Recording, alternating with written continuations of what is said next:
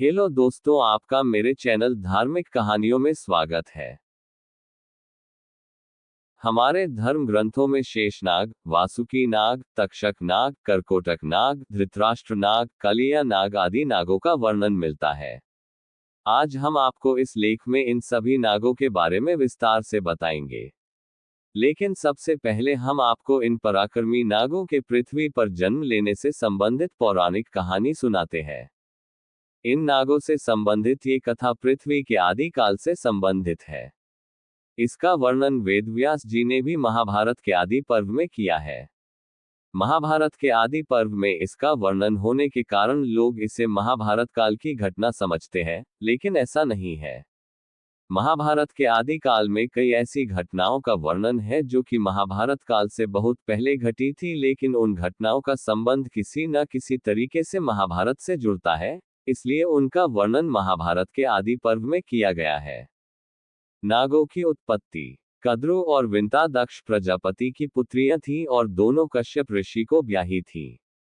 एक बार कश्यप मुनि ने प्रसन्न होकर अपनी दोनों पत्नियों से वरदान मांगने को कहा। कद्रु ने एक सहस्र पराक्रमी सर्पों की मां बनने की प्रार्थना की और विंता ने केवल 2 पुत्रों की, किंतु दोनों पुत्र कद्रु के पुत्रों से अधिक शक्तिशाली, पराक्रमी और सुंदर हो। कद्रु ने 1000 अंडे दिए और विंता ने 2। समय आने पर कद्रु के अंडों से 1000 सर्पों का जन्म हुआ।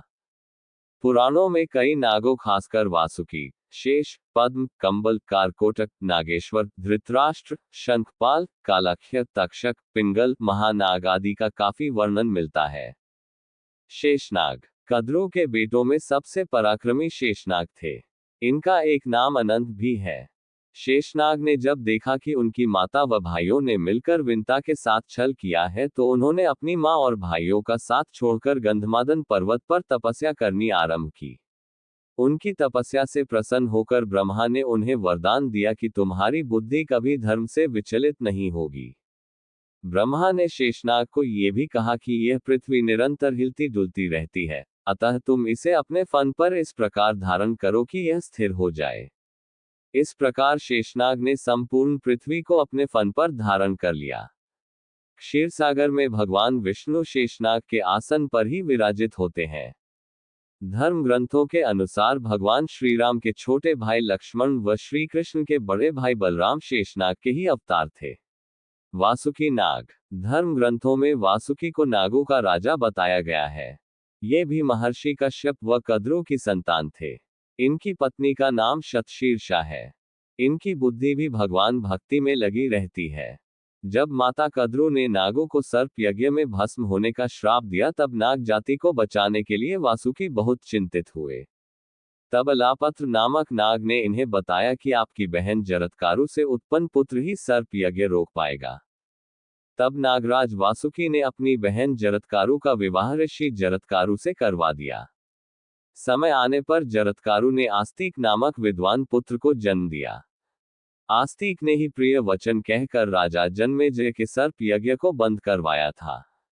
धर्म ग्रंथों के अनुसार समुद्र मंथन के समय नागराज वासुकी की नेति बनाई गई थी। त्रिपुरदाह के समय वासुकी शिव धनुष की डोर बने थे। तक्षक नाग। धर्म ग्रंथों के अनुसार तक्षक पातालवासी 8 नागों में से एक है। तक्षक के संदर्भ में महाभारत में वर्णन मिलता है। उसके अनुसार श्रृंगी ऋषि के शाप के कारण तक्षक ने राजा परीक्षित को डसा था, जिससे उनकी मृत्यु हो गई थी। तक्षक से बदला लेने के उद्देश्य से राजा परीक्षित के पुत्र जन्मेजय ने सर्प यज्ञ किया था। इस यज्ञ में अनेक सर्प आकर गिरने लगे। यह देखकर तक्षक देवराज इंद्र की शरण में गया। जैसे ही ऋत्विजों यज्ञ करने वाले ब्राह्मण ने तक्षक का नाम लेकर यज्ञ में आहुति डाली, तक्षक देवलोक से यज्ञ कुंड में गिरने लगा। तभी आस्तिक ऋषि ने अपने मंत्रों से उन्हें आकाश में ही स्थिर कर दिया। उसी समय आस्तिक मुनि के कहने पर जन्मेजय ने सर्प यज्ञ रोक दिया और तक्षक के प्राण बच गए। ग्रंथों के अनुसार तक्षक ही भगवान शिव के गले में लिपटा रहता है। करकोटक नाग के। करकोटक शिव के एक गण है।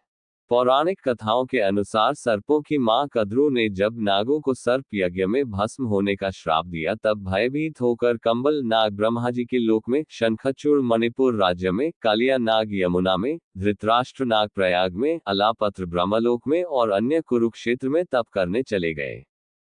ब्रह्मा जी के कहने पर करकोटक नाग ने महाकाल वन में महामाया के सामने स्थित लिंग की स्तुति की। शिव ने प्रसन्न होकर कहा कि जो नाग धर्म का आचरण करते हैं, उनका विनाश नहीं होगा। इसके उपरांत करकोटक नाग उसी शिवलिंग में प्रविष्ट हो गया। तब से उस लिंग को करकोटेश्वर कहते हैं। मान्यता है कि जो लोग पंचमी, चतुर्दशी और रविवार के दिन करकोटेश्वर शिवलिंग की पूजा करते हैं, उन्हें सर्प पीड़ा नहीं होती। धृतराष्ट्र नाग। धर्म ग्रंथों के अनुसार धृतराष्ट्र नाग को वासुकी का पुत्र बताया गया है।